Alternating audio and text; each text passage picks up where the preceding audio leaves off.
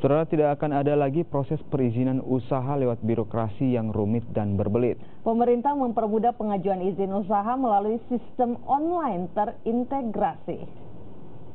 Kekhawatiran investor soal birokrasi yang rumit dan berbelit saat mengajukan izin usaha mulai terurai.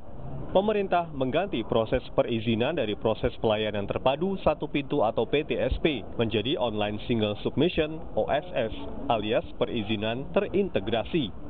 Jika dulu di PTSP perizinan dilakukan di tingkat pusat dan daerah, kini langkah panjang di dua birokrasi berbeda sudah dilebur.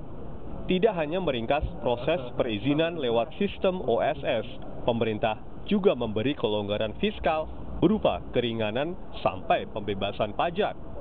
Apakah dia dapat tax holiday atau tidak? Kalau dapat berapa tahun, itu akan diberitahu oleh sistem.